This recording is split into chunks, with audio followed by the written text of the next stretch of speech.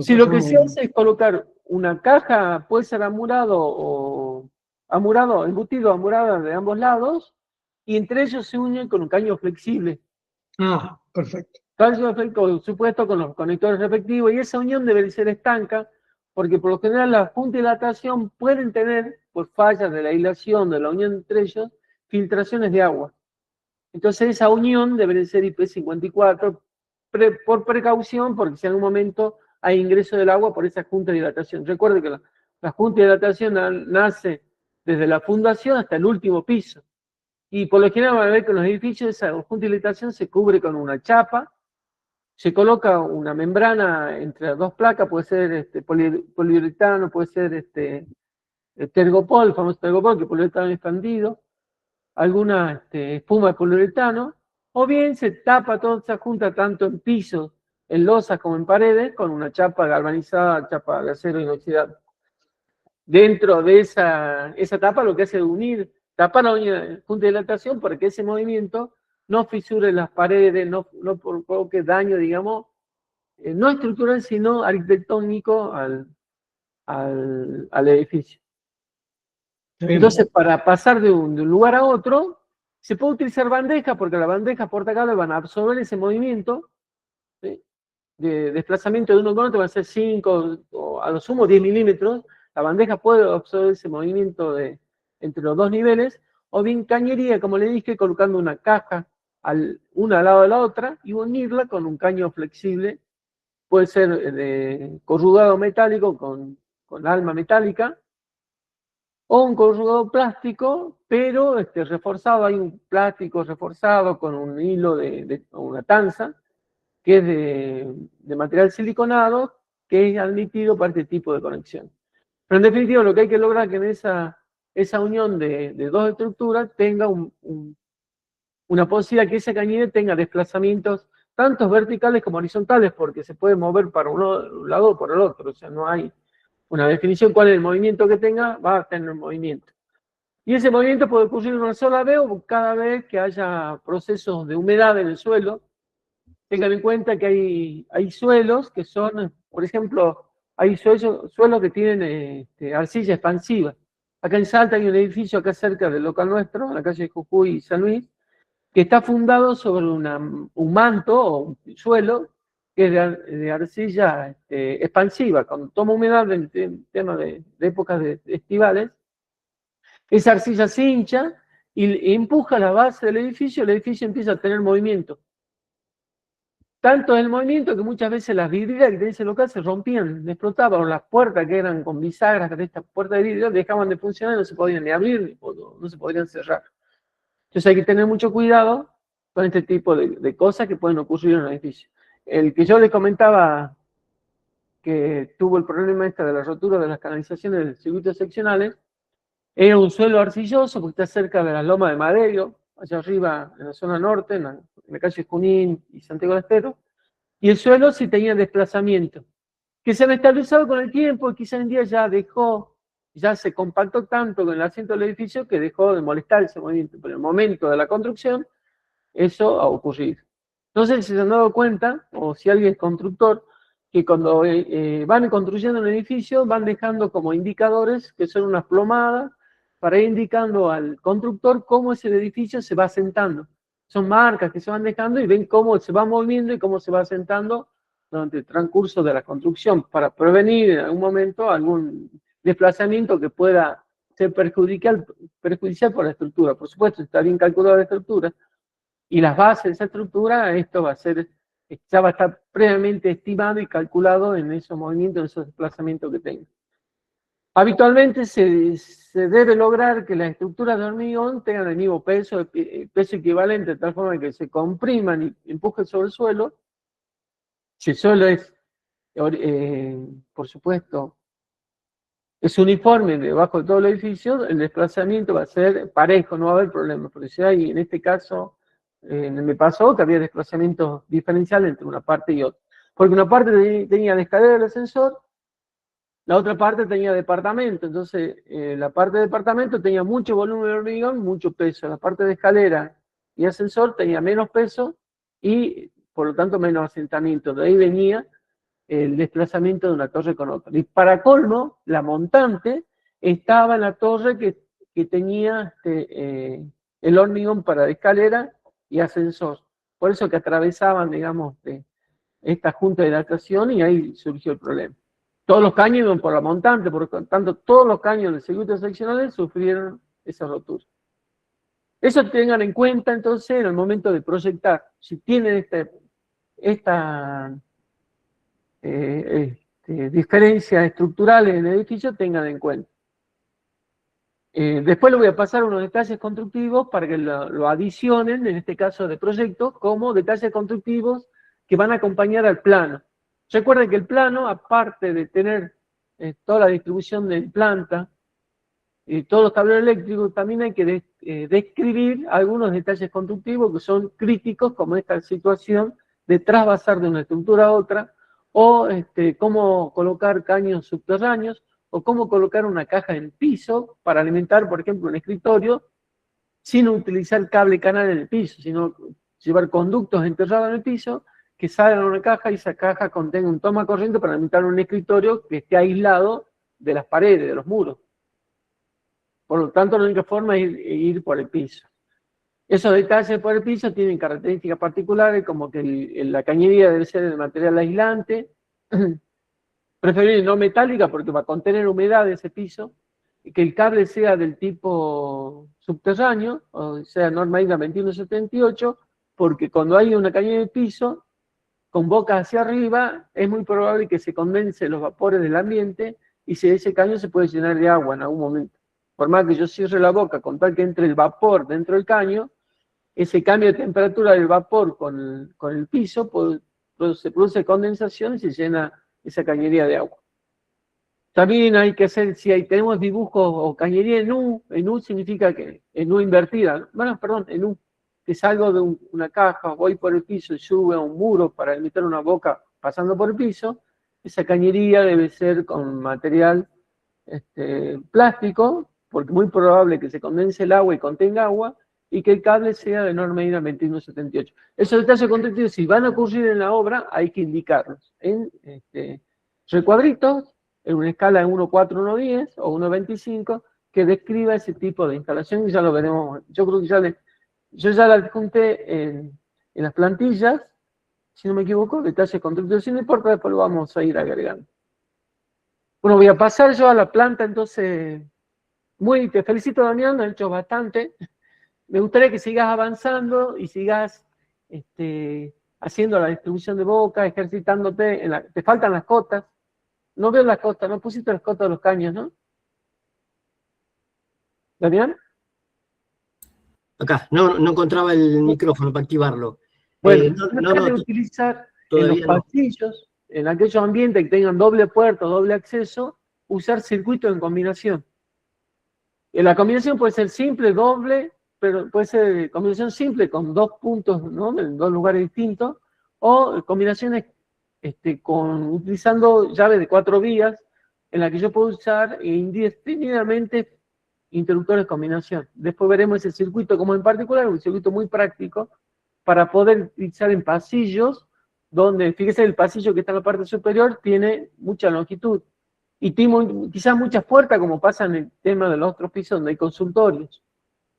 Cuando la jornada va transcurriendo y después de las 6 tarde, cuando se empieza a poner todo oscuro, y si no hay alguien que encienda las luces, es práctico que cualquier médico o cualquier persona que salga por cualquier puerta tenga acceso a un interruptor y pueda prender la luz del pasillo. Por ejemplo, si no se prende con un reloj o no se prende con sensores lumínicos. Si son encendidos manuales, es conveniente en esos casos usar interruptores de combinación, como ya le dijo, se puede usar dos combinaciones, dos extremos, y colocar en la parte intermedia interruptores de combinación doble, que se llaman interruptores de cruzamiento de 4 vías, que me permite combinar más de 2 interruptores en combinación, indefinidamente lo que yo necesito.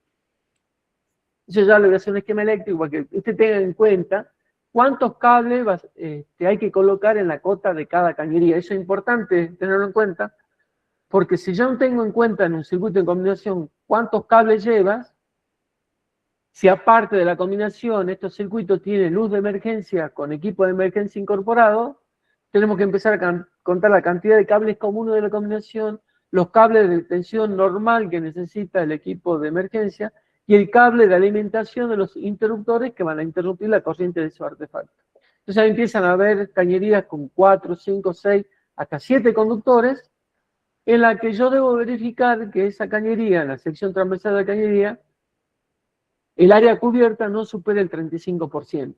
Para eso, no sé si le compartí, pero yo tengo un archivito que se llama Tablas para instalador electricista, donde hay tablitas donde está indicado para cada tipo de caño cuánto es la cantidad máxima de conductores que se puede instalar en cada caño.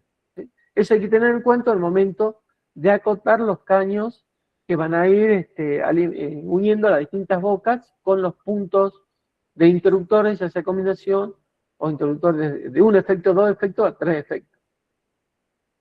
Tengan en cuenta que hay interruptores de algunas marcas en las que se pueden instalar hasta 6 efectos que son medio puntos.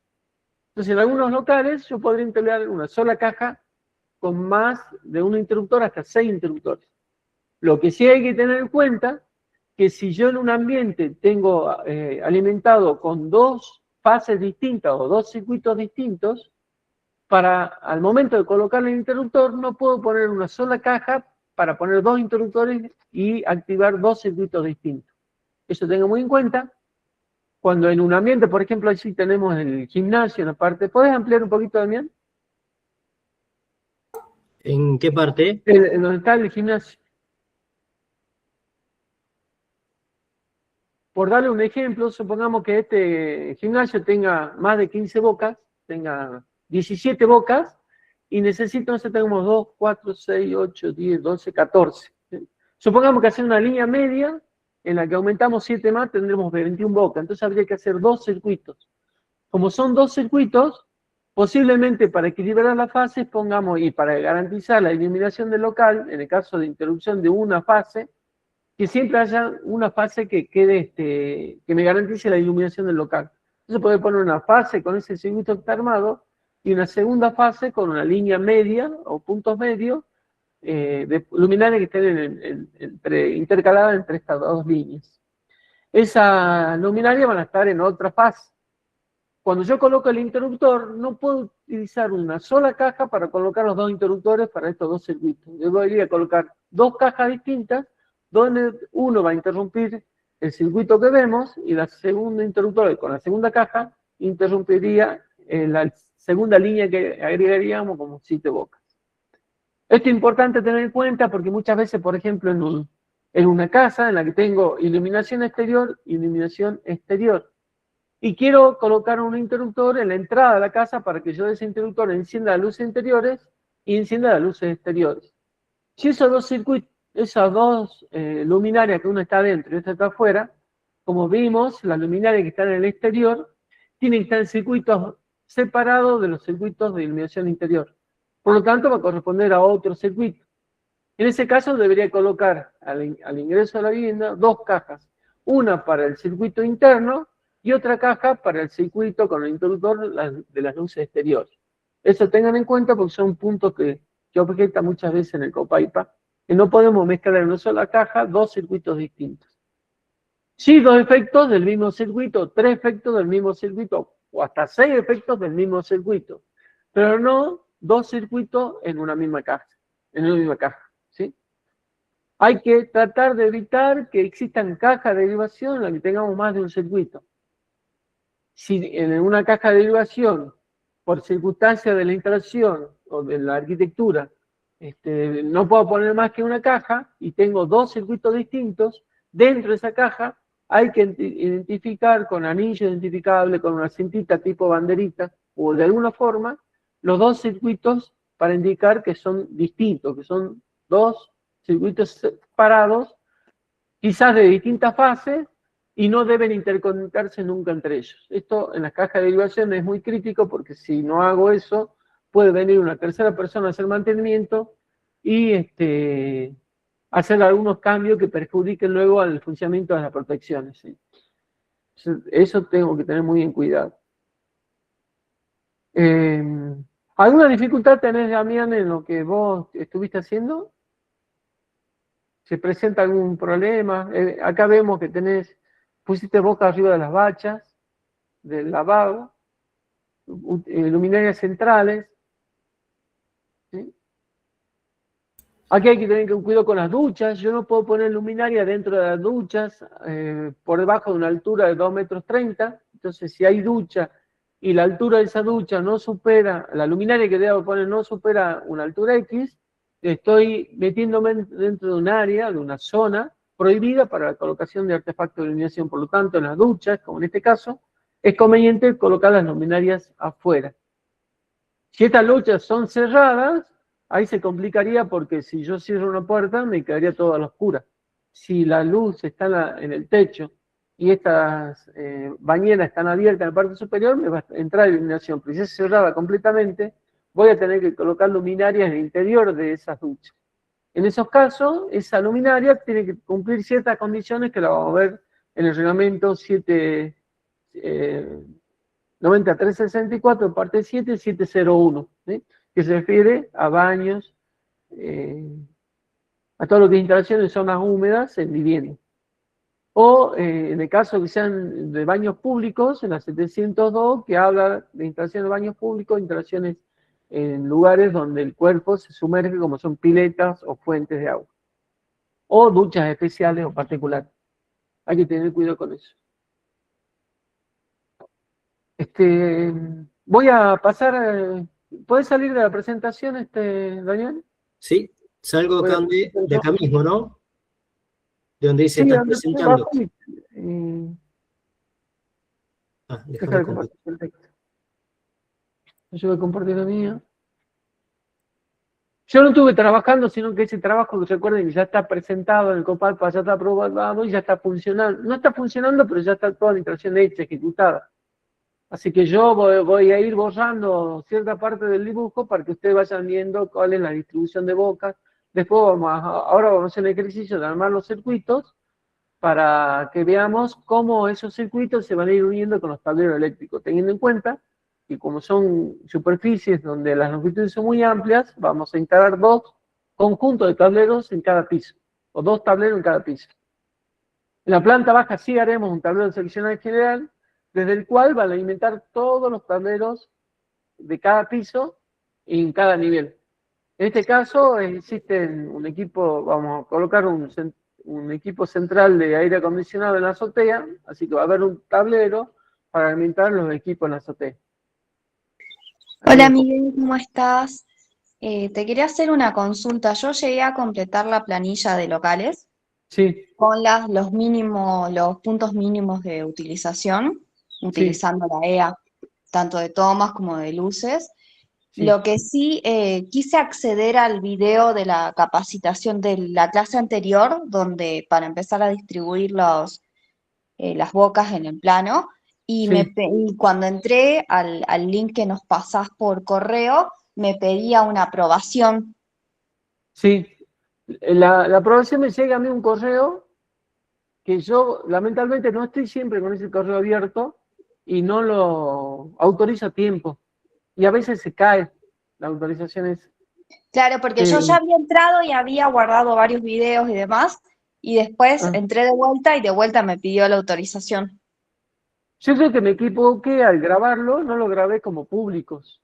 Entonces cada vez que ustedes lo quieren abrir me envía un pedido de autorización. Déjeme que los revise a ver cómo los grabé en YouTube, en el canal de YouTube. Posiblemente lo grabé como privado, por eso que no pueden acceder. Así que yo mañana voy a revisar todos los archivos para que estén abiertos en forma pública y lo puedan abrir. Muchas gracias, Miguel. Bueno, voy a ir. Esta es la planilla de carga de este edificio, ¿sí? Pero no quiero ver esta, sino que quería ver la planilla de locales, que no sé por qué no. Miguel. Sí. Disculpa, yo lo que hice de primera instancia es los cálculos lumínicos, digamos, de la parte de industria. Ya lo tengo casi, sí, de la industria. Sí. Ya lo tengo casi terminado, digamos, obviamente para mostrarlo también acá en el grupo, digamos, y bueno. Perfecto. Pero bueno, ya no sé si lo puedo mostrar ahora, estoy viendo acá si lo puedo mostrar. Yo te pediría que lo termines y Ah, ya te dejamos el otro miércoles para que veamos eso bueno, específicamente. ¿Te dale, parece? dale. Así vos ya lo presentas completo y ven todos cómo se aplica. ¿Cuál le aplicaste vos, el Dialux? El Dialux, sí, sí. Ah, bueno. De paso, les hago una introducción a los chicos para que vayan practicando con el Dialux. Bueno, ¿Sí? listo. Meta, gracias, Raúl. Meta.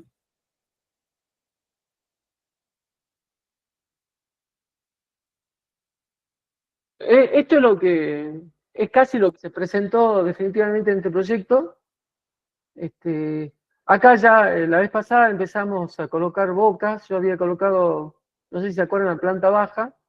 Había colocado una boca de techo, la losa, y una boca arriba del lavabo. En el original solamente salió la boca en el techo porque era un bañito muy chiquito y no requería colocar esta luz arriba del lavabo porque el cliente no quería, en una palabra. Quería simplificar la instalación a lo máximo posible. Entonces se definió en ese caso que solamente fuera una boca en el techo de este bañito. Lo mismo que en los baños que están debajo de este. Ahí ven, y fíjense que si aumentamos un elemento que es el extractor. Fíjense que estos baños, y eso está bien, pero nosotros nos tenemos que dar cuenta que cuando hay un baño interno y no tenga ventilación directa al exterior, ese baño necesita una ventilación. Y esa ventilación preferiblemente tiene que ser forzada y con más razón en aquellos casos que son de pública concurrencia, como en este caso es un edificio donde hay consultorios. Consultorios de personas que pueden ingresar a estos baños son personas ajenas al edificio. Por tanto, requiere, ya sabemos cómo es la naturaleza del ser humano, que hay que prevenir este tipo de situaciones y tratar de ventilar esos baños porque no sabemos quién entra y qué problema tiene. Y más en un lugar donde hay personas que entran enfermas, ¿no? Tienen ciertos problemas físicos que pueden arrastrar en problemas, digamos, ambientales cuando ingresan al baño. Entonces es conveniente que tengan extractores de aire. Fíjese que este baño, como están de medianera a medianera, porque esta es una línea medianera, y la que está acá arriba es otra línea medianera, no hay una ventilación que pueda lograrse hacia el exterior. Por lo tanto, forzosamente voy a tener que incorporar extractores de aire en los tres baños. Este es un baño de discapacitados, un baño de hombres, un baño de mujeres, no me acuerdo cómo está identificado, y creo que este era unisex, un baño para ambos sexos, que necesitaba colocar un extractor de aire. Los extractores de aire que se colocan pueden ser en cada local y que se enciendan con el mismo interruptor de la iluminación, pero incorporando a ese interruptor un temporizador. Hay un proveedor que es la línea Cambre que provee un modulito que se incorpora en la misma caja rectangular que tiene el formato de un tapón ciego, pero internamente tiene una cajita con un relé y un temporizador de tal forma que cuando yo enciendo la luz, ese temporizador hace encender el extractor. Cuando yo apago la luz, tiene un temporizador que si bien apaga la luz, el ventilador sigue funcionando para que cuando la persona se vaya, o sea, cuando encienda la luz, ingrese al baño, se encienda, y cuando salga del baño y apague la luz, ese temporizador mantiene el ventilador extractor encendido durante 2, 3, 4, 5 minutos, que son ranguitos que se regulan en el mismo temporizador que se incorpora en la cajita rectangular al lado del interruptor de efecto. Estos extractores tienen muy baja potencia, hablemos 10, 20 vatios, quizás menos, ¿sí? Por lo tanto, directamente esa potencia no se la carga como un elemento más, sino como una carga de la misma luminaria. En este caso, considero entonces a esa carga de ese extractor como sumado a la potencia de la luminaria. Cuando cargo la planilla de carga, a esa luminaria voy a poner la potencia de esas luminarias, incrementando la potencia del extractor. O sea, en definitiva, el extractor, que es un pequeño motor, una APM, si se quiere decir, una alimentación, un pequeño motor, pero es tan pequeño que se considera como un accesorio del sistema de iluminación para ventilar el baño. Por lo tanto, no me va a sumar como boca, sino me va a sumar como potencia agregada a la potencia de la luminaria. ¿Entendido esto? ¿Comprendido, no? Ahora, si ese extractor tiene mucha potencia y es relevante en el funcionamiento de la instalación eléctrica, como son, por ejemplo, hay extractores e inyectores de aire, cuando se manejan sistemas de de aire acondicionado en ambientes grandes y donde hay mucha gente, se utilizan inyectores y extractores de aire en forma paralela con equipo de aire acondicionado. Esos inyectores y extractores pueden ser potencias de 100, 150, 200 vatios, son un poquito más voluminosos, tienen mayor capacidad y a veces son hasta trifásicos. Entonces esos sí circuitos de ese tipo de extractores sí pueden utilizarse o cablearse como APM, alimentación a pequeños motores, y puede ser una alimentación particular o puede ser un circuito que tenga 2, 3 o más, o puede ser un circuito por cada equipo o cada unidad de ese extractor o inyector de aire en el ambiente. Acá, por ejemplo, no me acuerdo si se había resuelto acá, pero este ambiente que está acá, que es bastante amplio, este es el ingreso del local, este es una doble altura, o sea, esta parte que está entre línea de puntos y el ingreso, tiene una altura que corresponde al segundo piso. Este es el primer piso, el techo de este piso sería el techo de esta zona. Por lo tanto, se requería equipos de aire acondicionado muy voluminosos, y como hay mucho aire viciado en ese lugar, porque había mucha gente que podía concurrir, en ese lugar se puede colocar inyectores o extractores de aire que forman parte del sistema de aire acondicionado. Entonces, eso serían alimentaciones a pequeños motores, circuitos APM. Bueno, acá está la cantidad de bocas. En este proyecto no se pidió el cálculo lumínico, si no me equivoco, creo que no, porque esto hace mucho tiempo, cuando no había esta exigencia, pero ahora como la directora del revisor eléctrico es una especialista en luminotecnia, ahora está exigiendo cálculo de luminotecnia prácticamente todos los proyectos. ¿Así es, Ramón, o no? Creo que sí, ¿no? Sí, Miguel. Valencia, acá de la línea. Sí, la ingeniera Valencia está exigiendo en todos los proyectos donde sean en el ámbito del trabajo particularmente. En domicilio quizás no, en el ámbito del trabajo siempre. Porque hay que respetar lo que establece. Bueno, la EA dice que en aquellos ambientes donde se aplica la ley de higiene y seguridad, se debe cumplir con las condiciones de iluminación mínima que exige el decreto 351, ¿no, Ramón? ¿Dónde están las tablitas de iluminación? Sí, esa tablita se basa en una norma ADL 2022, donde es la norma de luminotecnia, digamos. Y a su vez, esa norma trae todos esos valores de una norma europea. Ajá. O sea, todo... Entonces, que se dedique a los proyectos hoy en día, en general, debería empezar a estudiar y trabajar con el Dialux y conocer los niveles de iluminación que exigen a esta... ¿Es resolución o un reglamento ADL? ¿Qué cosa? La normativa es como la norma EA, digamos. O sea, es una norma ADL. ¿Sí? ¿Ah? Es la norma ADL, digamos, una norma.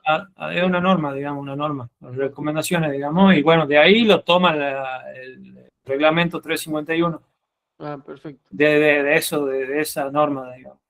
Bueno, entonces a propósito, Ramón va a colaborar con esta capacitación y el próximo miércoles va a dar una introducción a lo que es el Dialux en el cálculo, no de esta obra, sino del otro proyecto que también en el que vamos a trabajar. Yo le había dicho entonces que consideren colocar, por ejemplo, en este pasillo que tiene mucha longitud, colocar dos combinaciones en los ingresos de ese ambiente. En este caso, acá tengo un frente vidriado, por lo tanto no se puede colocar nada. Por más que yo tenga un acceso acá, no podré colocar nada en ese frente vidriado. Fíjense, el murito es tan finito que esto me debe representar una pared de vidrio, porque este es un gimnasio. Es conveniente colocar llaves de combinación que pueda encender estas luces o este pasillo de los distintos puntos. Puede ser que a medida que va oscureciendo en el local, no haya personas a la derecha, haya personas a la izquierda, o ingresen por la izquierda o ingresen por la derecha a este ambiente, a este pasillo. Si se encuentra oscuro porque está en la medianera, ten en cuenta que esto es una pared medianera, por lo tanto acá no hay iluminación. Si el gimnasio no tiene la luz encendida, como hay vidrio acá, esto va a estar oscuro. Y como esto tiene una puerta y son consultorios cerrados, posiblemente no haya iluminación que provenga de ningún local contiguo. Necesita encender las luces. En ese caso, bueno, necesitaría colocar llaves de combinación. Si quisiera poner otro efecto acá al medio, para que el que salga por esta puerta de esta pared pueda encender las luces, allí debería colocar una llave de 4 vías. El símbolo de llave de 4 vías, creo que la puse acá, no está, pero creo que se la mostré la vez pasada, pero después se la voy a mostrar. Es una llave de combinación doble con las llavecitas enfrentadas, que me permite encender una línea de iluminación o una luminaria de más de 2 puntos de combinación. En este caso hay que ver bien dónde colocar los interruptores, porque como les decía yo, este es un ambiente con una pared de vidrio, acá no puedo colocar nada, entonces tendré que colocar esa luminaria en un lugar donde esté fácil acceso, donde pueda acceder la persona que en este caso cuida o mantiene este lugar. Acá aparentemente hay un escritorio, donde hay alguien que está encargado, digamos, de este local. Recuerden que este es un edificio de consultorio, está la parte de recuperación física, de alguna parte de algún kinesiólogo que trabaja en ese local o de la gente que tiene que hacer alguna recuperación física. Por lo tanto, debe haber un encargado, ese encargado va a tener en el lugar más accesible un juego de interruptores para prender la luz de ese local. Bueno, Miguel, disculpa, 6. ahí se podría, en el pasillo ese, podrías poner un sensor de... Perfecto, ¿sí? ¿O no? ¿Sí, no? Si uno quiere, esto ya es un acuerdo que se hace, son mejoras que uno tiene que ponerse de acuerdo con el cliente. Que hay clientes que le gustan estas mejoras y otros clientes que no les gustan, son muy tradicionalistas. Hay que consultarle al cliente si quiere o no esa oportunidad de colocar, por ejemplo, combinar este interruptor de combinación con un sensor de movimiento, de tal forma que cuando yo abro la puerta o acceda a este ambiente de cualquier posición, estas luces se enciendan. Y ese encendido puede ser temporizado, puede ser permanente. O puedo tener en cuenta de tener llaves de combinación, agregar otro elemento que ya lo voy a explicar cómo funciona, que se denomina telerruptor, que es un interruptor que trabaja por impulsos. Yo puedo tener pulsadores, la cantidad de pulsadores que quiera, cada vez que presione un pulsador, cualquiera de los pulsadores, cambia el estado de este telerruptor. Cambia el estado significa que enciende o apaga una luz. La cantidad de interruptores es ilimitada y el telerruptor se debe colocar en una caja, en un tablero eléctrico. Un tablero eléctrico porque es el formato de una térmica DIN. Hoy en día están llegando al mercado interruptores que pueden entrar en una caja octogonal, una caja rectangular, una caja cuadrada, inclusive que tienen comunicación si el local tiene Wi-Fi. Si tiene Wi-Fi local, esos interruptores que son que yo lo puedo incorporar a una página que cargo en mi celular o una web embebida de estas marcas, en la que yo puedo tener un celular, es la posibilidad de encender o apagar, o también agregarle encendidos manuales a estos interruptores que funcionan como telerruptores. Inclusive con la instalación armada e instalada, yo puedo incorporarlo a estos elementos porque entran dentro de las cajas rectangulares, cajas cuadradas o cajas octogonales, siempre que esas cajas no estén muy ocupadas de cables, no tengan muchos cables pasando por ellas. Y acá viene una recomendación muy importante. Tratar que todas las canalizaciones de las bocas de iluminación sean, digamos, la línea troncal del circuito, la cañería que va uniendo las distintas bocas, siempre pasen de bocas a bocas. Y no bajen estas cajas rectangulares, esas cajas vuelvan a subir a otra boca. O sea, que no sean las cajas rectangulares de interruptores, caja de paso del circuito que está alimentando las distintas bocas. Lo ideal es que los circuitos que van al tablero eléctrico, que unan bocas de iluminación, unan todas las bocas y de cada boca yo baje a los interruptores con una cañería para ese efecto en particular. De esa forma simplifico la cañería, la hago más sencilla, más fácil de controlar, más fácil de mantener y optimizo la instalación eléctrica. ¿Sí? ¿Por qué? Porque al momento de tener fallas, y esto es importante tener en cuenta, porque toda instalación eléctrica, por más que bien que se haga, tarde o temprano empieza a tener problemas, quizás por el mal uso. Le comento una anécdota que venga bien al tema. Una amiga tiene una instalación eléctrica que es del año 60 y pico. Cañería metálica de 5 octavos con cables de 1 milímetro de sección en toda la casa. Después de tantos años empezó a fallar ahora. ¿Por qué? Porque ella consiguió en un mercado de importados lámparas incandescentes de 200 vatios que están entrando desde Bolivia. Como no ve bien, ella tiene necesidad de tener buena iluminación, por lo tanto le pareció espectacular utilizar esta lámpara de 200 vatios en todas las bocas de iluminación de su departamento. Es un departamento. Todo bien hasta que empezó a levantar temperatura el sistema. El sistema es el portalámpara con la lámpara que se transmitía el calor a la luminaria, al cable. Y empezó a saltaron los problemas. El primer problema es que hace un mes la factura de luz en la que venía pagando, creo que 80.000 pesos, le saltó a 190.000 pesos. No tenía diferencial, yo me enteré recién cuando fui a revisar, no tenía diferencial, por lo tanto, evidentemente, había una fuga de corriente provocado en uno de los cables de esa instalación eléctrica, que no hacía saltar la térmica porque no era una corriente relevante de la falla, pero sí que estaba produciendo aumento, incremento de energía consumida en ese local, en ese local. Hasta llegó el punto tal que esa fuga era tan grande que fundió el cable, era el cable neutro que estaba unido, pelado el cable, pedía la aislación por esta luminaria que había calentado la aislación, la había derretido y el neutro estaba tocando el chasis, estaba tocando la caja metálica embutida en la losa, hasta que ese cable se calentó tanto que hizo perder la aislación al vivo y se produjo el cortocircuito. Y ahí me llamaron a mí, empecé a investigar y me di cuenta.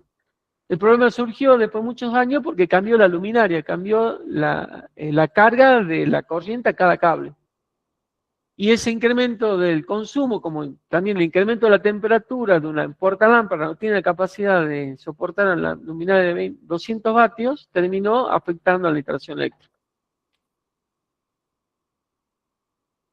Con esto quiero decirles de que hay que tener cuidado que cuando definamos las potencias de los locales tengamos certeza de qué tipo de gente va a habitar esos lugares.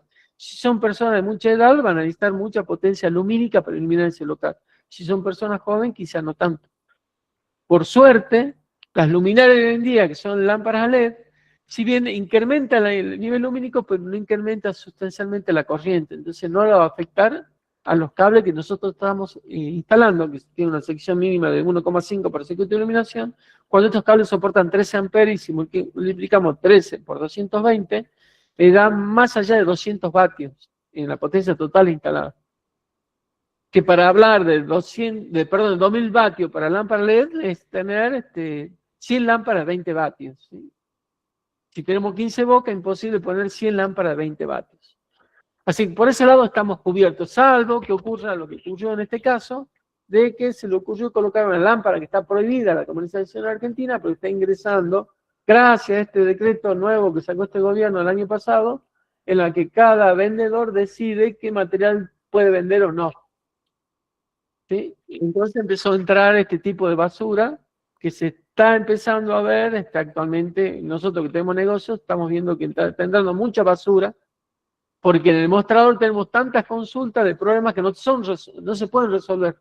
O devuelve el material o invierte. Por ejemplo, están comprando en el exterior artefactos de 110 vatios.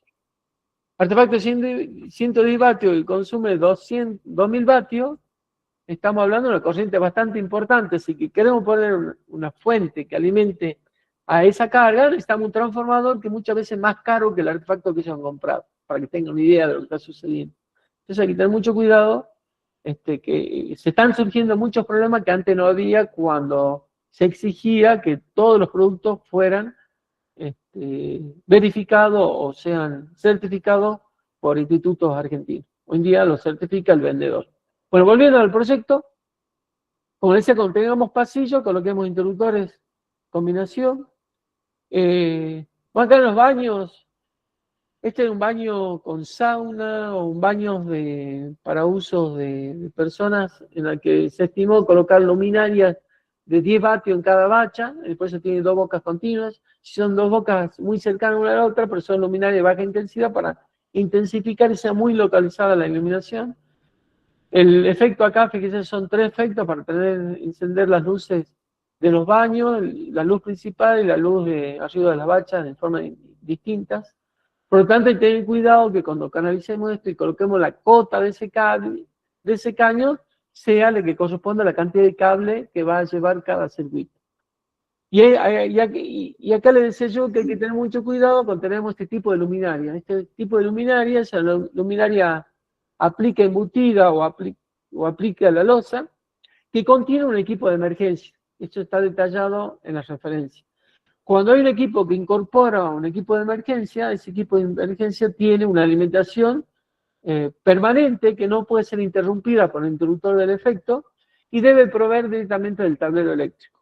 Por lo tanto, cuando yo canalice a esta luminaria, voy a tener dos vivos. Uno de vivo de tensión permanente y otro vivo que va a ser el que va a bajar al interruptor y va a subir a la luminaria. Y esos dos conductores... Miguel, una consulta, perdón. En los baños, en donde dice que es sauna húmedo o algo así, Sí. ¿no tenemos que usar algún tipo de luminaria especial por el tema de la humedad? Sí, tiene que ser IP, no me acuerdo si 44 o 54, y en baja tensión. ¿Sí? Si está en la zona Perfecto. húmeda, debe ser IP 54, 54 creo que no me acuerdo bien, 54 o 44, y ser de baja tensión, ¿no? Ser de 24 o 12 voltios. O no colocar nada. Eso ya depende de los requerimientos del cliente. A mí me pasó, por ejemplo, en Piatelli, construyó unas cabañas allá en Cafayate, una cabaña de muy alta categoría, y querían colocar luminaria ayuda de la ducha. Y habían comprado para instalar luminarias comunes, embutidas, era un cajón que tenía cielo raso, embutidas normales que iban a embutirse en el cielo raso. Y resulta que cuando uno ingresaba a la ducha y levantaba la mano, faltaba 20 centímetros para tocar la luminaria. Estaba por debajo de 2,30 metros, incluso estaba a 2 metros de altura con respecto al nivel de la bacha o el nivel de la bañera. Esa luminaria debería ser de 24 voltios y ser IP54. ¿Por qué IP54? Porque los vapores de la ducha, y si son baños sauna, como tienen baja densidad, van a ir a subir y van a ingresar por cualquier orificio que haya en la losa o en el techo. Si hay una luminaria que tiene posibilidad de que entre ese vapor, va a ingresar esa luminaria y se va a empezar a condensar en su interior. El interior de la luminaria o el interior de la cañería. Hago otra anécdota que tengo para que sepan cuál es el problema de colocar bocas arriba de las duchas, en lugares húmedos donde se genera vapor. Este vapor asciende, ingresa o egresa de ese baño por cualquier orificio. Y si va al exterior no hay problema, pero si va al techo y en ese techo hay una boca, esa humedad entra en la cañería, si ese artefacto no es IP54, y se condensa dentro del caño. Una vez alquilé una casa en San Lorenzo, San Lorenzo es una zona muy húmeda en Salta, queda acá a 13 kilómetros de la ciudad, pero una zona entre cerros, muy húmeda todo el año. Y yo había hecho un canje de realizar el reacondicionamiento de la instalación eléctrica y a cambio me daban por alquiler la casa por 30 días. Así que empecé a pasar cables, cambiar todos los cables de la instalación eléctrica hasta que llegó el baño. El baño era una construcción del año 1960, muy viejo, cañería metálica, caja metálica, cañería metálica de 5 octavos, o sea, muy finita, y habían colocado una caja arriba de la ducha o de la bañera, y otra caja en el medio del baño, un baño bastante largo, tenía casi 3 metros de largo por 2 de ancho, luminaria arriba del lavabo donde estaba el espejo, otra en el centro del baño y otra arriba de la ducha. La caja que estaba arriba de la ducha habían puesto una luminaria común, estaba a buena altura porque estaba por arriba de 2,30 metros, no había problema con la tensión o con la instalación de la boca, pero habían colocado artefactos comunes, artefactos que no tenían un grado IP, quizá un grado IP 20 o IP, no sé, 30, pero no tenía resguardo de que esa humedad ingresa al artefacto. El artefacto estaba súper oxidado porque era artefacto plástico, y esa humedad había ingresado dentro del caño. Era un techo a 2 aguas, o sea, el techo era inclinado y el agua descendía hacia la boca que va arriba de la ducha. Pero, de todas formas, esa humedad que ingresaba dentro del caño terminó oxidando todo el caño. Lo oxidó de tal forma que ese óxido que se produce dentro del caño había obturado todo el caño. Por lo tanto, no pude sacar el cable que había, no pude colocar cable nuevo y en definitiva esa boca quedó sin utilizar, quedó inutilizada. Y bueno, le dije al dueño que no había forma de utilizarlo, o se calaba y se ponía otra caja en otro lugar, no había cosas, se ponía el cañería en forma exterior. Bueno, no quiso ninguna de las cosas, quedó la cuestión así. O sea, para que se den cuenta cuál es el problema de colocar bocas de iluminación arriba de zonas húmedas. Si son sauna, mucho peor. Si son duchas comunes, va a suceder lo mismo que cualquier tipo de ducha, sea estas duchas en las que yo me puedo sumergir o duchas tipo... Miguel, no sé, disculpa, reconstruyen el piso. Miguel, ¿esa sería la zona 1 de que vos estás hablando? Hay zona 0 y zona 1. ¿Sí? Zona 0 donde está el agua, donde yo piso el agua, y la zona 1 es todo el cajón de la ducha. El cajón de la ducha. Hasta 2,20 metros de altura. Hasta 2,20 metros. Ahí no puedo poner nada. ¿Sí? Claro. Para arriba de ese cajón puedo poner luminarias, pero bajo ciertas condiciones de tensión y de condiciones de IP. Pero si va encima de 2,20, puedo poner una boca, digamos, pero yo vi que puede ser de IP55, creo, ¿puede ser? IP54, porque el vapor de la ducha va a entrar en la luminaria. Quizá la luminaria sea IP54, no entra en la luminaria, pero va a entrar en la boca. Y si entra en la boca, entra en la cañería. Y si entra en la cañería, ese vapor circula por la cañería y se va a condensar en algún lugar. Ah, bien. Entonces hay que tratar que todo ese conjunto sea estanco, ¿no? Evitar que ingrese el agua en la cañería. Y es muy perjudicial ese vapor dentro de la cañería porque va a circular por la cañería y se va a condensar en cualquier otro lugar, no precisamente en ese lugar. ¿Sí? Ah, ok. Miguel, una consulta. No es conveniente en todo caso, digamos, poner, por más que sea IP55, o hacer bien la instalación, una instalación IP, digamos, ¿no? Claro. Ah, muchas veces uno pone en la especificación IP54 un artefacto, pero al momento de instalar, también tengo que garantizar que ese artefacto me obture el orificio, no permita que ese vapor ingrese dentro de la cañería, ¿me entiendes? Sí, entiendo. Sí. ¿Dónde veo la altura, por ejemplo, del baño? Ya lo vamos a mostrar, yo tengo detalles constructivos, vamos a ver bien preciso y vemos vamos a ver la EA 701 y 702. Acá aplicamos la 701 y 702. Parte 7701, parte 7702. ¿Sí? Hay que verla bien, no quiero dar cifras, le di globalmente cifras de altura y distancia, pero tenemos que ver cada caso en particular. Cada tipo de ducha es distinta según dónde esté ubicado, cómo esté ubicado, qué tipo de líquido hay en ese lugar. No es lo mismo un sauna que una ducha irlandesa, ¿cómo se llama? Bueno, estas europeas, que son duchas con chorros de agua, presión, etcétera, etcétera. Hay particularidades. Digamos. Hay que evitar el ingreso de la instalación dentro de esos lugares, ni el muro, ni el losa, ni el techo o el cielo raso. Hay que evitar que ese tipo de iluminación vaya en esos lugares. Y si tienen que ir, porque la arquitectura requiere que vaya iluminación, hay que prever que sean el grado IP adecuado y con la tensión adecuada. ¿Sí? Volviendo, bueno, a esto, recuerden los baños, acá tienen extractores. Esto que está acá no sé qué es. Acá hay una parecita medianera que separa los dos baños, pero tiene un extractor común para los dos baños, acá, por ejemplo. Es una pared de media altura que separa los dos baños, pero tiene un extractor. Esta pared, como no llegan al techo, se puede colocar un extractor que absorba los gases de los dos inodoros, por ejemplo. Por acá se me coló este tablerito. Es una cosa que no vean los tableros. Para ocultarle toda la canalización que ya está hecha, fíjense, usar una herramienta que usar las capas. Las capas que están acá, la capa que dice, no sé si se alcanzan a leer, pero esta es una capa oculta que está toda la canalización, está dibujada en el plano, pero yo la oculté para que usted no la vea, para después mostrársela. Esta capa, entonces, todo lo que era canalización, es tanto texto como trazo, las puse en esta capa, y como ven acá a la izquierda, está en color celeste, esa capa está oculta. Si yo la abro, aparece, si lo oculto, desaparece.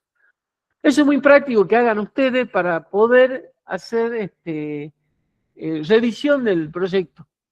Revisión al momento de ir proyectando. Si ponen cada elemento en su capa, en la capa que usted consideren pertinente, la pueden ocultar y aparecer de tal forma de ir controlando que hayan puesto, que todas las bocas tengan canalizaciones, que las canalizaciones estén bien acotadas, porque muchas veces con cotas me molesta controlar si hay mucho dibujo a la vista. Entonces oculto todo lo demás y dejo solamente la canalización a la vista para revisar que esté bien colocadas las cotas, que no haya errores, ¿no? Por eso es importante poder manejar las cotas, poder ocultar y mostrar acá, por ejemplo, oculté los tableros que ya estaban diseñados y puestos y oculté todo lo que era canalizaciones para que vean solamente los puntos de utilización y los interruptores de efecto. Bueno, esto yo lo quiero poner en el tablero. No quiero ocultar esa capita, tablero eléctrico. Para ocultar yo selecciono algún elemento y voy acá arribita a la capa y busco la capa donde quiero insertar ese elemento que quede oculto. Busco una capa oculta a donde yo quiero ocultarla, le hago un clic y automáticamente ese elemento se oculta. Bueno, este lugar tiene lugares a la intemperie, estos son tanques de reserva de agua para bombear agua al tanque elevado, por lo tanto son espacios que están a la intemperie y requieren luminarias que sean aptas para la intemperie. Este esquema, esta luminaria, si después ven en la referencia, son luminarias con el grado IP para poderse instalar en la intemperie. Entonces son luminarias que van a ser encendidas del exterior. Y esta llave no está indicada, pero debe estar indicada que sería una llave con tapa grado IP44, que son tapas rectangulares que tienen una tapita estanca con una lámina de siliconada, de tal forma que me permite encender o apagar la luz sin tener el riesgo de que al ingrese el agua, o porque no ingresa porque es una caja estanca, corre el peligro de electrocución. Por ejemplo, para solucionar el tema de este interruptor. Eso lo puedo indicar al momento de especificar este interruptor, aparte que sea el interruptor que enciende las dos luces, que esté ubicado en una caja IP44 o IP54 y que sea con frente de maniobra con membrana siliconada, por ejemplo. Si quiero dar más especificaciones, puedo hacer un detalle constructivo e indicar cuál es el modelo que he proyectado poniendo marca y modelo y código de ese producto para que el que vaya a instalar recurra a esa marca y ese producto o algo similar que tenga las mismas características de grado IP que este elemento. Es importante que cuando haya elementos no tradicionales, dejar plasmado en el plano con detalles constructivos y un recuadrito donde indica de detalles constructivos el elemento específico que yo quiero indicar. Si fuera este elemento el único que está en el plano, o sea, uno de los pocos que existe, le debería poner una nota de referencia y que diga ver el detalle constructivo número 5. Entonces voy a un lugar donde están los detalles constructivos, número 5, y ahí voy a observar qué se debe utilizar para ese tipo de boca en particular que está a la intemperie. Esta zona que ven ustedes en color fucsia yo copié un plano revisado por Ecopaipa y son notas que ponen los revisores eléctricos cuando elevamos el proyecto la primera vez. Dejé esta primera vez para que vean que si bien esta instalación ya está completa y está presentada como primera vez, esa primera vez que la presenté, el revisor me dejó esta nota para que tenga en cuenta y haga detalles constructivos y especificaciones de esta zona. Dice que esta zona que es de baño, que había creo que baño sauna, un baño irlandés creo que es Nadua, o no me acuerdo que había. Yo creo que hay dos, me parece que uno decía sauna húmedo y el otro sauna seco. Ah, estos dos. Si no me equivoco. Estos dos saunas. Por eso me surgió la duda en el sauna húmedo si había que poner una luminaria particular. Sí, estas tres son vapores de agua. Porque si bien no hay vapores que se producen por el agua, la persona produce vapores. Porque al ser seco, la que transpira la persona, esos vapores suben. Así que es un lugar, termina siendo un lugar que va a condensarse agua en el techo posiblemente, por la humedad del cuerpo que se va a elevar y va posiblemente llegue a esta luminaria que está arriba. Por lo tanto, estas tres deben ser de ese tipo. Creo que es ese baño finlandés, no sé cómo se llama, que es un chorro de agua que impacta en el cuerpo. Bueno. Y esto eran duchas Habría comunes. que agregar extractores también en esa zona, ¿no? Sí. No hay. Habría que agregar extractores. Pero esto tiene ventilación acá, tiene circulación de aire. Tiene acá, en este lugar, porque esto es lugar abierto, y tiene esta ventana acá. Posiblemente tenga la ventilación ya natural de ese lugar. Pero también puede agregar extractores. ¿Sí? Si esto es ducha, podés agregar extractores. No en la zona de ducha, pero sí en un ambiente próximo a esa ducha, para que esos vapores salgan hacia el exterior. Si quieren lo agregan, no hay problema. Si el dueño quiere colocar o no colocar, ya queda a libre albedrío del dueño. Pero uno ya teniendo en cuenta que es necesario, porque es un lugar húmedo, colocar extractores de aire. Fíjate que no me han pedido y no se instaló. Pero posiblemente si usted quiere agregar, no está mal agregar. Queda a criterio luego del dueño del local ponerlos o no. Muchas veces el que decide la instalación final es el dueño del local y muchas veces agrega más que saca. Y bueno, hay que tener cuidado cuando agrega, que esa cantidad de bocas que agrega sea cubierta, esté cubierto por los circuitos existentes, o en su defecto habría que construir nuevos circuitos, y ahí ya se complica, porque si ya tengo el tablero instalado y no he dejado caño de reserva para circuitos adicionales, tendré que acomodarme con los circuitos existentes o picar, romper en una instalación nueva, eso se complica mucho. Así que hay que tener mucho cuidado en estos casos de instalaciones donde el dueño del inmueble puede requerir más de lo que inicialmente proyectamos. Por lo tanto, muchas veces hay que conversar con ellos, mostrarle, hacer un proyecto para que él revise la cantidad de bocas que vamos a colocar y esté de acuerdo con esa cantidad de bocas. Si quiere agregar, puede agregar, no hay ningún problema. Si puede sacar siempre que no baje el nivel de punto de utilización mínimo por cada local, porque si bajamos y no justificamos cuánto bajamos el nivel mínimo de iluminación por cada local, el revisor eléctrico va a indicar que necesita aumentar la cantidad de bocas. El revisor se deja llevar por el reglamento, ¿no? Por lo que dice, lo que quiere el cliente, salvo que el cliente justifique razones. ¿Qué razones las hay? Y bueno, hay que presentarla como justificación. Esta zona es de pileta. Acá, por fíjense, hay dos zonas, entonces tenemos baños húmedos, porque hay sauna y hay duchas. Y acá dice la indicación del revisor que tenemos que revisar el libro 701, que es el reglamento AEA 90364, parte 7701. En particular, el punto 55.3, que habla IPX4, es el grado de protección de la luminaria, y que sea clase 2, o sea, de material aislante, y que sea IPX4. Esto significa que el ingreso del agua debe ser privado de ese ambiente, ¿no es cierto? Indicar la zona 2 de bañera con su cota correspondiente y especificar luminarias según este tipo, la reglamentación 701. ¿Qué dice cuando nos pide indicar zona 2 de bañera? Tenemos que dibujar un recuadrito donde ya veremos en el reglamento cómo se dibuja ese recuadrito, se lo raya y se indica que en esa zona, que es la zona 0, la zona 1, no se puede colocar luminarias. Y si fueran luminarias, debe ser de grado IPX4 y clase 2. ¿Sí? Por ejemplo, ya lo vamos a ver con más detalle más adelante.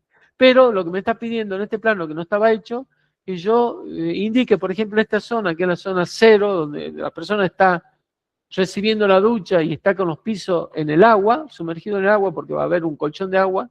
Esa sería la zona 0. El cajón arriba de esa ducha, que sería, no sé si se alcanza a ver, esta sería la pared de la ducha, esa es la base y el desagüe de la ducha. Esto es todo un cajón que va a ser el volumen 1, donde no podremos colocar luminaria hasta una altura X.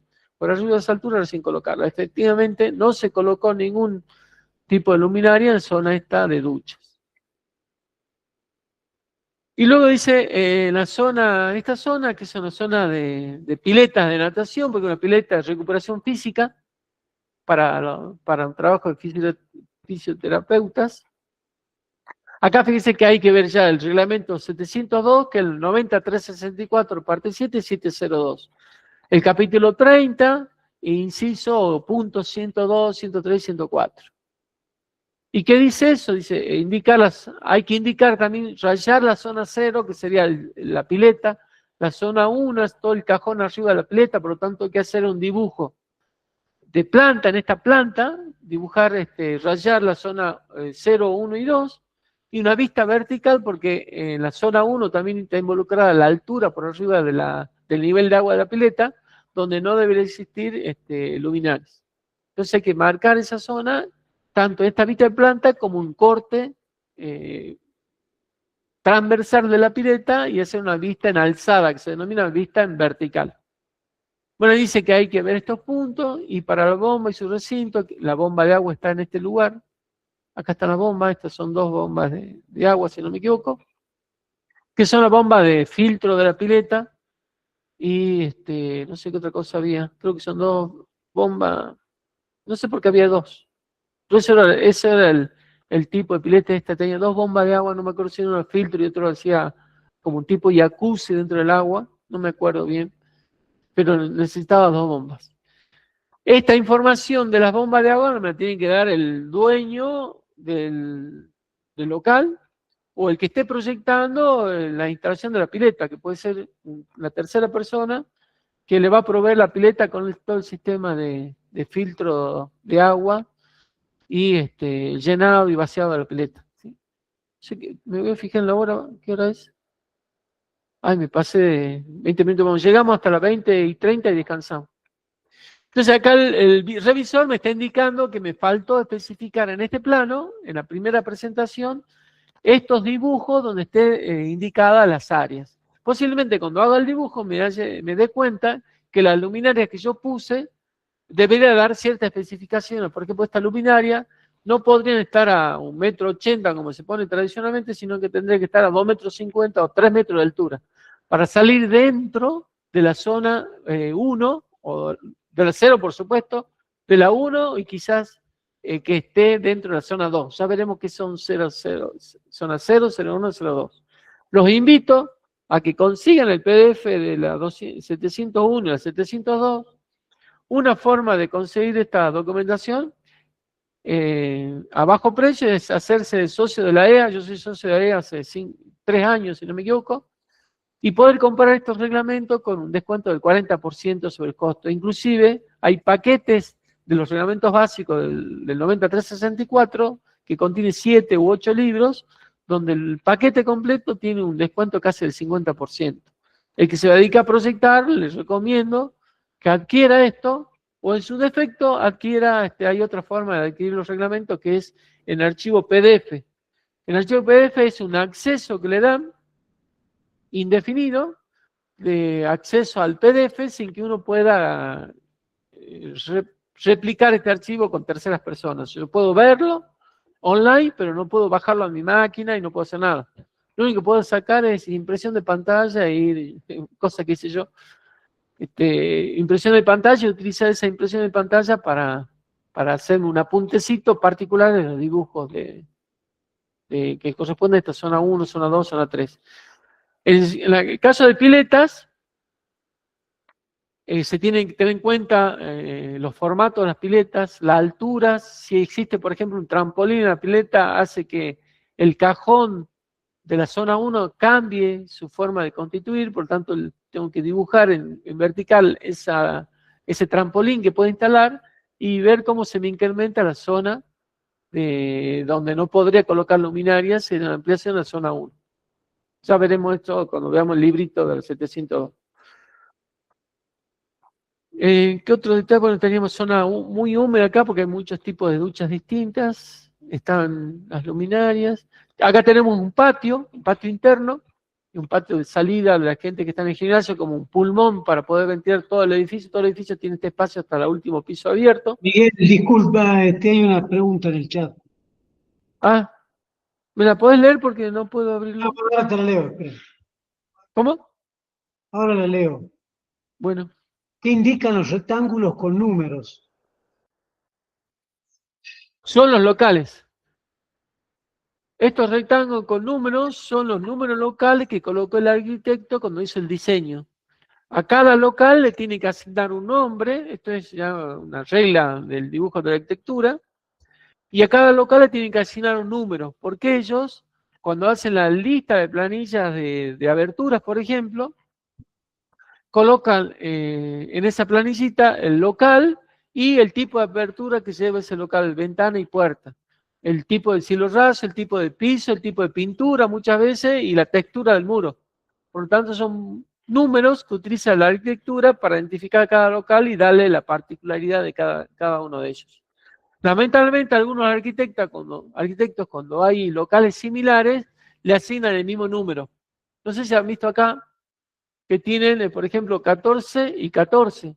Para el arquitecto era el mismo tipo de local porque eran similares, como un reflejo uno del otro, entonces para ellos la arquitectura es la misma para ambos. Entonces ponía el número 14 a la 2. Pero yo como tengo que identificar porque un baño de dama y otro baño de hombre, y tiene circuitos separados uno, circuitos separados del otro, son distintos circuitos, tengo que identificarlo uno por uno. Entonces le agregué punto 2 y punto 1 al número que ya tenía. Muchas veces falta nombrar locales. Acá abajo, por ejemplo, estos dos no tienen número. ¿Sí? No sé si yo lo oculté cuando oculté el texto o no los tiene. No me acuerdo. Pero teóricamente todo este local completo es local 1. Como estos son paredcitas a media altura, se tomó que todo el ambiente es local 14.1. Y supuesto dirá baño de hombre y baño de damas. ¿Sí? Entonces, recuerden, este número lo tienen que tener. Si el plano de arquitectura no lo trae, yo tengo que asignarle un número. O pedir al arquitecto que le asigne un número. Normal sería que el arquitecto le asigne un número local, que debería replicarse en el plano de arquitectura y el plano de electricidad. Recuerde que nuestro plano de electricidad tiene que tener una base de arquitectura que es el reflejo del plano de arquitectura aprobado. Por lo tanto, ese número que ya está en mi plano debe ser el mismo que está en el plano original de arquitectura aprobado por el organismo de control. En este caso, en la mayoría de los casos de la República Argentina son los municipios que aprueban los planos de arquitectura porque tienen que adecuarse a los no me acuerdo cómo se llama, edicto a los... ¡Ay, no me sale! Un documento que establece cómo se deben realizar las construcciones de los inmuebles en los municipios. El código de edificación. Código de edificación. ¿Sí? Código de edificación. Código de edificación, perfecto. Por eso los planos, cuando yo trabajo con un plano eléctrico, debo hacerlo en un plano aprobado por el municipio, que eso da fe que ese plano no va a tener modificaciones al momento de construir, porque cumple con el código de edificación del municipio donde se va a instalar. Salta tiene uno hace muchos años, hace poquito salió una renovación, una ampliación, una modificación en codificación de Salta, y hay un municipio que han adoptado el mismo del nuestro y lo han nombrado como propios, digamos. No sé si hay municipios que tienen codificación distinta, pero en particular Salta ya tiene el propio, ¿sí? No, y la ciudad de Salta, o sea, el municipio de Salta, que es todo el municipio, todo el departamento capital, debe cumplir con ese código de edificación. Los municipios colindantes adoptarán el propio o adoptarán el Salta, no sé, no tengo certeza de cómo lo hace. Yo estoy haciendo un proyecto, por ejemplo, para Quijano, en la que aparentemente no hay un código de edificación particular para la casa que estoy haciendo y solamente tiene un visado. Dice, perfecto, el plano se puede construir porque cumple las condiciones de instalaciones básicas, entonces cumple. No indica que cumple código de edificación de Quijano. Así que estoy haciendo el plano en base a algo que ya está avisado por el municipio. ¿Qué significa? Que se puede construir y puede ejecutarse realmente. Si yo hago un plano de electricidad sobre un plano que no esté aprobado, puede ser que cuando pase por el municipio, nos pasó, por ejemplo, nuestro proyecto de nuestro local nuevo, el local de la empresa, se hizo un proyecto y se presentó en el municipio para que sea aprobado y se verifique el código de edificación en esa construcción. Como habíamos analizado mucho la situación de codificación, habíamos contemplado que estaba perfecto el proyecto, por lo tanto yo empecé a hacer el proyecto eléctrico.